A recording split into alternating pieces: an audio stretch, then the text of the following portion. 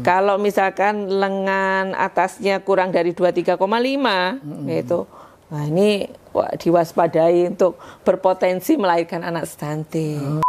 Mencegah itu kalau sudah ibu hamilnya terlambat. Jadi kita cegahnya dari hulu.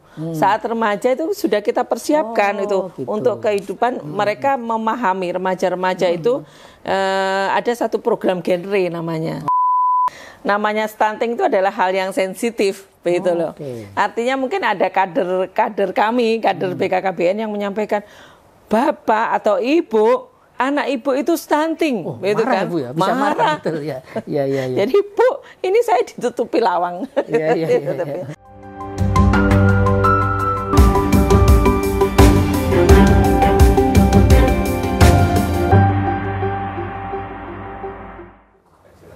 Assalamualaikum warahmatullahi wabarakatuh, Tribuners dan pembaca harian Surya dimanapun berada. Kembali bertemu dengan saya Tri Mulyono, pemimpin redaksi Tribun Jatim Network.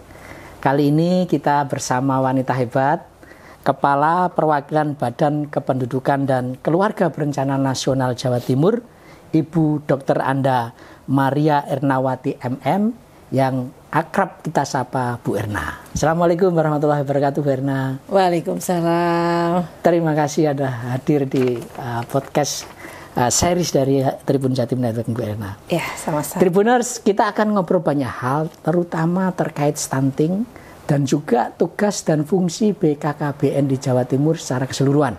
Bu Erna, banyak orang sebetulnya melihat BKKBN itu dulu ya Bu ya, itu hanya terkait keluarga berencana. Padahal sebetulnya peran BKKBN ini sangat strategis untuk meningkatkan SDM di Indonesia. Kira-kira bisa dijelaskan Bu, di-remind pada kami Bu, apa sih tupoksi tugas dan fungsi pokok di BKKBN Bu? Monggo silakan Bu Erna. Baik, terima kasih. Apa kabar Tribuners? Iya. Jadi BKKBN memang lahirnya dulu adalah untuk pendampingan terhadap pasangan usia subur saja. Namun dengan diterbitkannya Undang-Undang 52 tahun 2009 gitu, maka BKKBN ini mempunyai amanah yang luar biasa besar gitu. Yang pertama adalah bagaimana BKKBN ini mewujudkan penduduk tumbuh seimbang. Itu. Yang kedua, BKKBN itu juga mendapatkan amanah dari undang-undang ini untuk mewujudkan keluarga yang sejahtera dan berkualitas. Nah, tentu saja dalam mewujudkan dua hal besar tersebut, banyak strategi yang dilakukan oleh BKKBN. Pendekatannya adalah tetap pada keluarga. Jadi bukan pasangan usia subur lagi, tetapi pada keluarga. Dan untuk mencapai target tersebut, maka BKKBN ini mempunyai satu program yang namanya Bangga Kencana. Apa itu? Bangga Kencana itu akronim ya, kalau kepanjangannya Pembangunan Keluarga, Kependudukan, dan Keluarga Berencana. Di mana pembangunan keluarga ini kita disyaratkan untuk memenuhi yang namanya keluarga tadi sejahtera, berkualitas, melalui kelompok-kelompok kegiatan. Kemudian kependudukan. Kependudukan ini bukan dalam artian administrasi, tetapi kualitas penduduk yang menjadi topik atau bahasan dari tupoksinya BKKBN. Dan terakhir keluarga berencana, saya kira ini sudah pada tahu begitu bahwa BKKBN itu kalau dulu taunya BKKBN is alat kontrasepsi ya kan. Nah, sekarang masih tetap ada, tetapi ada dua pengembangan. Itu disingkat Bangga Kencana. Bu Erna, salah satu indikasi dari suatu kemajuan bangsa itu adalah sumber daya manusia ya Bu ya. Saya kira itu sebesar apapun sumber daya alamnya, sebesar apapun potensi, kalau SDM-nya rendah, maka ini juga akan mempengaruhi pertumbuhan suatu negara. Nah, peran BKKBN lebih rinci terkait SDM itu apa aja Bu? Ya, saya setuju sekali kalau SDM itu sangat berperan penting. Jadi sumber daya alam kalau tidak bisa dikelola dengan SDM yang baik juga percuma kan. Nah, kemudian SDM ini juga selain sebagai objek begitu ya dari pembangunan adalah subjek juga. Nah, pelaku pembangunan. Oleh karena itu tadi sudah saya sampaikan amanahnya BKKBN, maka BKKBN ini akan memberikan pendampingan kepada seluruh anggota keluarganya. Karena yang namanya sasaran keluarga, dalam keluarga itu kan terdiri dari ada anak, ada orang tua, begitu kan. Nah, siklus hidup ini harus kita dampingi, harus didampingi oleh BKKBN. Maka BKKBN ini membentuk kelompok-kelompok kegiatan sesuai dengan siklus hidup manusia. Jadi ada bina keluarga balita. Keluarga-keluarga yang mempunyai balita itu kita bina supaya keluarga ini bisa optimal dalam mengasuh tumbuh dan kembangnya balita. Kemudian ada bina keluarga remaja. Keluarga yang mempunyai remaja tentu saja akan kita bina supaya itu tadi, jadi mendampingi remaja itu supaya bisa lebih berkehidupan, mempunyai rencana kehidupan ke depan. Kemudian bina keluarga lansia, karena ada lansia juga nih. Jadi lansia juga tetap kita dampingi. Kemudian tentu saja untuk kesejahteraannya maka BKKBN membentuk namanya UPPKA, usaha peningkatan pendapatan keluarga aseptor. Nah itu. Khusus balita Bu, karena pemerintah sekarang gencar untuk menurunkan tingkat prevalensi balita stunting ya. Dan Jawa Timur masih di angka 19% sekian gitu ya Bu. Dan tentu Bu Erna pasti berharap ini akan terus turun ya. Apa Bu yang dilakukan untuk menurunkan tingkat prevalensi stunting di Jawa Timur ini? Iya, jadi kembali bahwa BKKBN itu selain amanah undang-undang ternyata di tahun 2021 mengemban amanah lagi dari pemerintah Republik Indonesia. Pak Presiden Pak Jokowi memberikan amanahnya melalui Perpres 72 tentang percepatan penurunan stunting. Dikatakan percepatan itu karena ada jangka waktunya di tahun 2021 sampai 2024 kita harus turun menjadi 14% angka prevalensinya. Nah, di Jawa Timur sendiri tahun 2022 alhamdulillah ini juga berkat teman-teman media termasuk Tribun ini luar biasa untuk blow up isu-isu stunting ini sehingga masyarakat itu paham gitu tentang stunting. Nah, ini sudah turun 4,3 poin. Jadi 2021 itu kita masih di prevalensi 23,5. Alhamdulillah hasil SSGI 2022 kita 19,2. Dan ini kira-kira target 2024 bisa 14% ya Bu ya, insya Allah. Kalau melihat penurunannya 4,3 poin, saya optimis dan lagi selain itu dukungan dari pemerintah daerah baik tingkat provinsi maupun kabupaten kota itu luar biasa. Jadi secara regulasi pemerintah provinsi dan kabupaten kota itu sudah membentuk yang namanya tim percepatan penurunan stunting. Ini yang terdiri dari lembaga, instansi, kemudian pihak swasta, masyarakat, media, perguruan tinggi itu sudah terlibat dalam satu tim ini. Nah ini sudah dapat dukungan dari Bu Gubernur dan Bapak Ibu Bupati di 38 kabupaten kota sudah ada. Bu Erna, sebetulnya kita ngomong stunting, kadang kita tidak semuanya tahu Bu. Sebetulnya stunting itu apa dan kenapa itu penting untuk meningkatkan SDM penduduk Indonesia gitu Bu. Bisa dijelaskan? Jadi stunting itu sebenarnya satu kondisi gagal tumbuh kembang anak gitu ya. Pada 1000 hari pertama kehidupan, 70 hari saat di dalam kandungan, dan sisanya 730 hari pasca persalinan atau melahirkan, atau sekitar 2 tahun. Nah, yang namanya gagal tumbuh itu kan tumbuh itu ke fisiknya ya, fisik ya. Nah ini si balita ini tidak bisa bertumbuh secara optimal secara fisik, alias pendek. Tetapi yang pendek belum tentu stunting loh, karena di situ ada tingkat kecerdasan yang juga harus diukur begitu. Kalau yang pendek jadi saja ukurannya stunting, adalah fisik, tapi juga tingkat intelijensi si anak itu ya. Si anak itu betul. Nah karena itu tentu saja kita berharap kepada masyarakat itu ya, artinya dipahami stunting itu bukan penyakit. Stunting itu adalah satu kondisi yang ya kurang nutrisi lah kepada anak-anak, kurang gizi lah gitu. Tapi kronis gitu.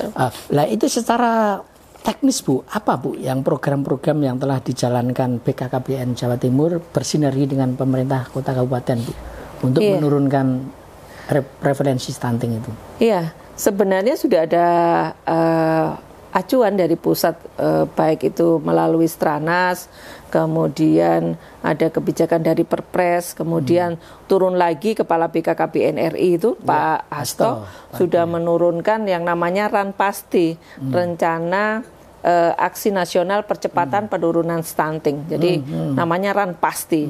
Begitu di lampiran Ranpasti itu sebenarnya sudah ada indikator-indikator antara yang harus diselesaikan oleh lembaga dan kementerian. Nah, BKKBN ini memang ranahnya adalah di tingkat preventif. Jadi kami itu lebih mengedepankan sosialisasi untuk percepatan penurunan stunting. Dan Jawa Timur sendiri sudah membentuk tim pendamping keluarga.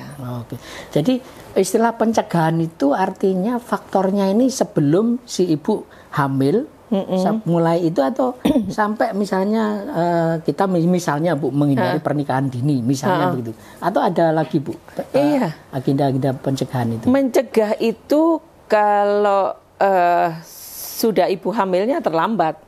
Jadi kita cegahnya dari hulu. Saat remaja itu sudah kita persiapkan itu untuk kehidupan mereka memahami. Remaja-remaja itu ada satu program genre namanya. Nah, ini yang memberikan pemahaman tentu saja bagaimana nanti saat beliau ini berkeluarga, merencanakan kehidupannya ke depan itu lebih baik lagi. Artinya bahwa saat remaja harus mempersiapkan dirinya secara fisik maupun mental. Kalau fisiknya bisa dilihat loh. Kalau fisiknya itu dilihat dari lingkar lengan atas. Di sini sebelah kiri gini ya. Ini masih remaja Bu ya itu? Iya remaja.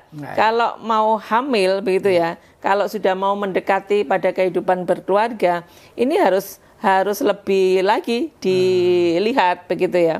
Diperiksakanlah di fasilitas kesehatan terdekat. Kalau misalkan lengan atasnya kurang dari 23,5 gitu. Nah, ini diwaspadai untuk berpotensi melahirkan anak stunting. Kemudian remaja putri khususnya itu banyak terkena anemi karena mohon maaf ada masa haid di sana yang setiap bulannya mereka harus mengeluarkan darah dan ini akan menjadi anemi bagi remaja. Nah, tapi pemerintah sudah memberikan pendampingan sebenarnya melalui Dinas Kesehatan, memberikan FE, tablet tambah darah. Gitu ya. Nah, di FE ini sudah digencarkan mulai dari sekolah, kemudian terkhusus calon-calon pengantin yang mau menikah harus ini supaya tidak anemi. Jadi saat hamil sudah tidak anemi. Kemudian kami berharap bahwa remaja-remaja calon pengantin ini bisa untuk memeriksakan dirinya ke fasilitas kesehatan untuk mengetahui indeks massa tubuhnya, tinggi sama berat. Nah, kemudian BKKBN ini sudah memantau melalui alat digital. Apa itu caranya? Elektronik siap nikah dan siap hamil atau yang kita singkat LCMIL. Jadi kalau orang mau menikah gitu ya, Pak Hasto juga sudah menyarankan menikah. Nah, silahkan download LCMIL. Di situ akan diberikan pendampingan oleh tim pendamping keluarga di seluruh Indonesia ada. Di Jawa Timur ada 31.243 tim yang sudah kita bentuk. Dan itu konsultasi gratis ya? Iya, pendampingannya gratis di situ. Jadi tim itu terdiri dari 3 unsur ya. Jadi ada bidan atau tenaga kesehatannya yang paham gitu ya. Kemudian tentang kesehatan, kemudian ada PKK-nya sebagai unsur penggeraknya, kemudian ada kader KB. Oh, gitu. Berarti Bu ya, program-program BKKBN ini yang awalnya memang ini tidak hanya ditujukan untuk menurunkan tingkat prevalensi stunting, tapi juga untuk keseluruhan. Misalnya untuk angka kematian ibu dan bayi begitu ya? Betul. Bu, ya? Kalau kita sudah merencanakan dan ada persiapan untuk kehamilan dan kelahiran, tentu saja si ibu ini kan pasti lebih care gitu dengan kondisinya. Nah ini kita berharap bahwa bisa juga menekan dari angka kematian ibu dan bayi. Jadi ini memang kabar gembira ya Tribuners bahwa Jawa Timur itu termasuk penurunan tingkat kematian ibu dan bayinya itu cukup signifikan ya Bu ya di 2022 itu. Sekarang tinggal 499 kasus dari yang sebelumnya 1.200 sekian kasus Bu. Itu apa saja Bu yang dilakukan sehingga ini berhasil menurunkan tingkat kematian ibu dan bayi itu Bu? Ya, kalau di BKKBN sendiri kita punya yang namanya itu tadi program genre. Program genre ini implementasinya bisa ke sekolah.